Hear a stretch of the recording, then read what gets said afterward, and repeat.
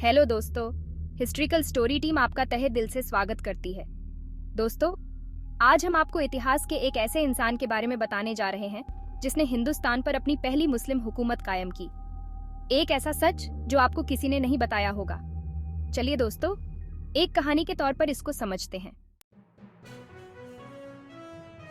मोहम्मद बिन Qasim, Umayyad general, विजेता सिंध और फारस के राज्यपाल। मोहम्मद बिन कासिम इस्लाम के शुरुआती काल में उमैयद खिलाफत के एक अरब सिपहसालार थे। उन्होंने 17 साल की उम्र में भारतीय उपमहाद्वीप के पश्चिमी इलाकों पर हमला बोला और सिंधु नदी के साथ लगे सिंध और पंजाब क्षेत्रों पर कब्जा कर लिया। यह अभियान भारतीय उपमहाद्वीप में आने वाले मुस्लिम राज का एक बुनियादी घटनाक्रम माना जाता है। इन्होंने राजा दाहिर को रावर के युद्ध में बुरी तरह परास्त किया। आसफ खलीफा अलवजीफ के आदेश पर मकरान पर 712 ईस्वी में हमला किया था। आरंभिक जीवन।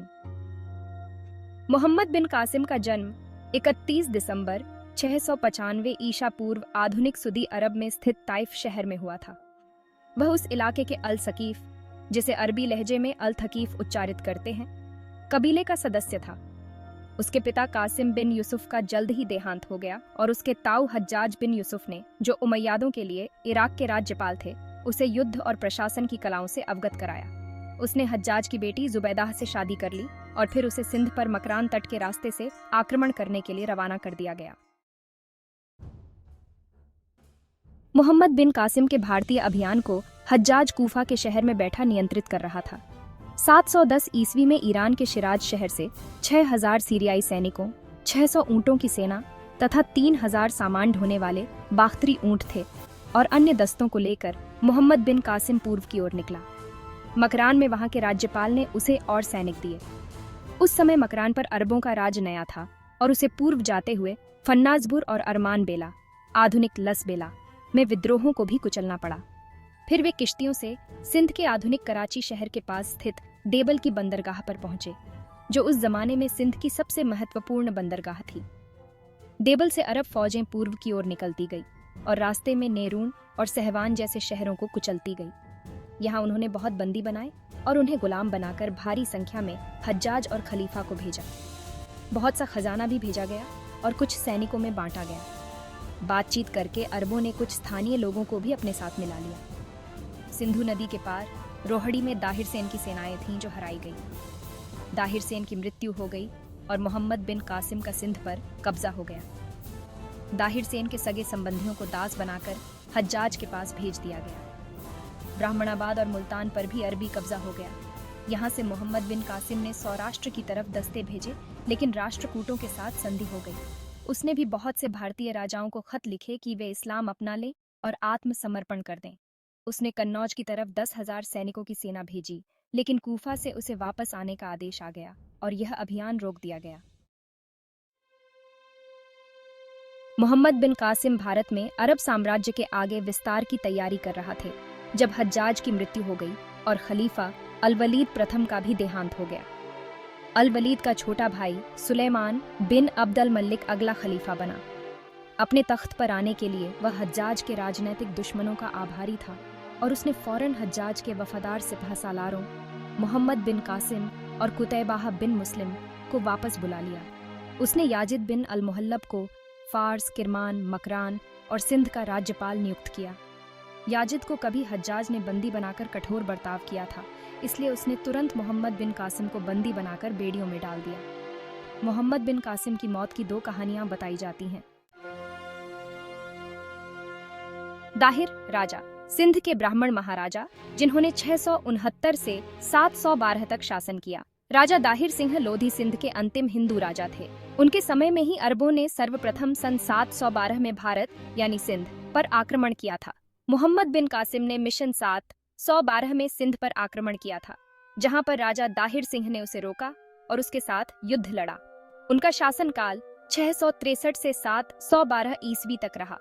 उन्होंने अपने शासनकाल में अपने सिंध प्रांत को बहुत ही मजबूत बनाया था, परंतु अरब के खलीफा ने मोहम्मद बिन कासिम को भेजा और कासिम को मालूम था कि इनसे युद्ध में जीतना मुश्किल है, जिसके कारण कासिम ने इनके एक सिपहसालार को दाहिर सिंह को मारने के बाद उसे गद्दी पर बैठाने का ख्वाब दिखाया जिससे उस सिपह सालार ने राजा दाहिर सिंह लोधी के साथ गद्दारी की। इस कारण इनको हार का मुंह देखना पड़ा।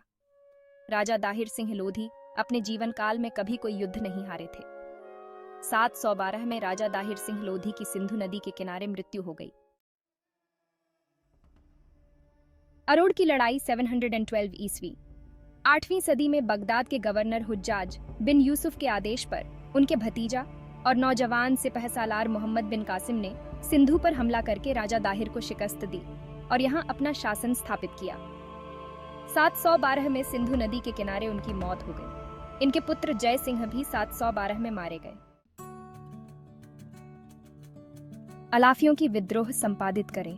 ओमान में माविया बिन हारिस अलाफी और उसके भाई मोहम्मद बिन हारिस अलाफी ने खलीफा के विरुद्ध विद्रोह कर दिया, जिसमें अमीर सईद मारा गया।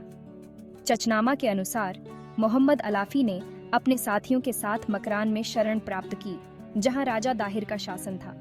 बगदाद के गवर्नर ने उन्हें कई पत्र लिखकर बागियों को उनके सुपुर्द करने के लिए कहा, लेकिन उन्होंने अपनी भूमि पर शरण लेने वालों को हवाले करने से मना कर दिया। हमले की एक वजह ये भी समझी जाती है, राजा दाहिर सिंह के तख्त पर आसीन होने से पहले इनके भाई चंद्रसेन राजा थे, जो बौद्ध मत के समर्थक थे, और जब राजा दाहिर सत्ता में आए तो उन्होंने सख्ती की। चचनामा के मुताबिक बौद्ध भिक्षुओं ने मोहम्मद बिन कासिम के हमले के वक्त निरोणकोट और सिवस्तान में इनका स्वागत और मदद की थी। सिंध के कौम परस्त रहनुमा जीएम सैयद लिखते हैं कि चंद्रसेन ने बौद्ध धर्म को बढ़ावा दिया और भिक्षुओं और पुजारियों के लिए खास रियायतें दी। राजा दाहिर ने इन पर सख्तियां नहीं की, बल्कि 2 गवर्नर बौद्ध धर्म से थे। राजा दाहिर की बहन के साथ शादी। चचनामा में इतिहासकार का दावा है कि राजा दाहिर सेन ज्योतिषों की बात का गहरा असर मानते थे। उन्होंने जब बहन की शादी के बारे में ज्योतिषों से राय ली तो उन्होंने बताया कि जो भी इससे शादी करेगा वो सिंध का राजा बनेगा। उन्होंने मंत्रियों व ज्योतिषों के मशवरे पर अपनी बहन के साथ शादी कर ली। इतिहासकारों का कहना है कि संभोग के अलावा दूसरी तमाम रस्में अदा की गईं। जीएम सैयद इस कहानी को स्वीकार नहीं करते। उन्होंने लिखा है कि सगी बहन तो दूर की बात है, चचेरी या ममेरी बहन से भी शादी को नाजायज समझते थे। वो दलील देते हैं कि हो सकता है कि किसी छोटे राजा को रिश्ता न देकर लड़की को घर पर बिठा दिया गया हो, क्योंकि हिंदुओं में जातिगत भेदभाव होता है और इसीलिए किसी कम दर्जे वाले व्यक्ति को रिश्ता देने से इनकार किया गया हो।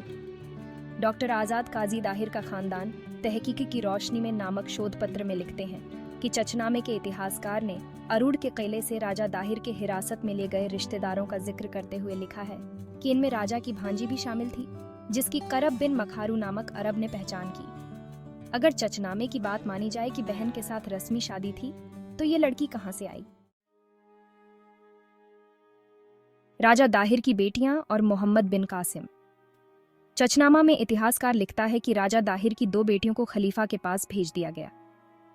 खलीफा बिन अब्दुल मालिक ने दोनों बेटियों को 1-2 रोज आराम करने के बाद उनके हरम में लाने का आदेश दिया। एक रात दोनों को खलीफा के हरम में बुलाया गया। खलीफा ने अपने एक अधिकारी से कहा कि वो मालूम करके बताएं कि दोनों में कौन सी बेटी बड़ी है। बड़ी ने अपना नाम सूर्या देवी बताया और उसने चेहरे से जैसे ही नकाब हटाया तो खलीफा उनकी खूबसूरती देखकर दंग रह गए और लड़की को हाथ से अपनी तरफ खींचा, लेकिन लड़की ने खुद को छुड़ाते हुए कहा, बादशाह सलामत रहें, मैं बादशाह की काबिल नहीं, क्योंकि आदिल इमादुद्दीन मोहम्मद बिन कासिम ने हमें 3 रोज अपने पास रखा और उसके बाद खलीफा की खिदमत में भेजा है। शायद आपका दस्तूर कुछ ऐसा है, बादशाहों के लिए ये बदनामी जायज़ नहीं। इतिहासकार के मुताबिक खलीफा वलीद बिन अब्दुल मालिक मोहम्मद बिन कासिम से बहुत नाराज हुए और आदेश जारी किया कि वो संदूक में बंद होकर हाजिर हों। जब ये फरमान मोहम्मद बिन कासिम को पहुंचा तो वो अवधपुर में थे। तुनरत आदेश का पालन किया गया, लेकिन 2 रोज में ही उनका दम निकल गया और उन्हें दरबार पहुंचा दिया गया। कुछ इतिहासकारों का मानना है कि राजा दाहिर की बेटियों ने इस तरह अपना बदला लिया। चचनामा पर ऐतराज। चचनामा के अनुवादक अली बिन हामिद अबू बकर कोफी हैं। वो अचशरीफ में रहने लगे और उस वक्त वहां नासिरुद्दीन कबाचा की हुकूमत थी। वहां उनकी मुलाकात मौलाना काजी इस्माइल से हुई, जिन्होंने उन्हें एक अरबी किताब दिखाई जो इनके बाप दादाओं ने लिखी थी। अली कोफी ने उसका अरबी से फारसी में अनुवाद किया, जिसको फतेहनामा और चचानामा नाम से जाना जाता है। कुछ इतिहासकार और लेखक चचनामा को शक की निगाह से देखते हैं। डॉक्टर मुरलीधर जेटली के मुताबिक चचनामा सन 1216 में अरब सैलानी अली कोफी ने लिखी थी, जिसमें हमले के बाद लोगों से सुनी सुनाई बातों को शामिल किया गया। इस तरह पीटर हार्डे, डॉक्टर मुबारक अली और गंगाराम सम्राट ने भी इसमें मौजूद जानकारी की वास्तविकता पर शक जाहिर किया है। जीएम सैयद ने लिखा है कि हर एक सच्चे सिंधी को राजा दाहिर के कारनामे पर फख्र होना चाहिए, क्योंकि वो सिंध के लिए सिर का नजराना पेश करने वालों में से सबसे पहले हैं। इनके बाद सिंध 340 बरसों तक गैरों की गुलामी में रहा, जब तक सिंध के सोमरा घराने ने हुकूमत हासिल नहीं कर ली। जब आप हकीकत की नज़र से तारीख का मुताला करेंगे तो आपको पता चलेगा कि मोहम्मद बिन कासिम का सियासी वजूहात की वजह से कत्ल किया गया था। यह कहानी कि खलीफा ने मोहम्मद बिन कासिम को खुद को एक बक्से में बंद करके दारुल हुकूमत की तरफ रवाना होने को कहा, इसमें कोई सच्चाई नजर नहीं आती, क्योंकि अगर मोहम्मद बिन कासिम ने कोई गलती की थी या उस पर कोई इल्जाम लगा था तो बगैर उसकी दलील सुने उसका कत्ल कर देना कहीं का इंसाफ नहीं था। लेकिन ऐसा किया गया क्योंकि सियासत को उस वक्त भी खून की जरूरत थी।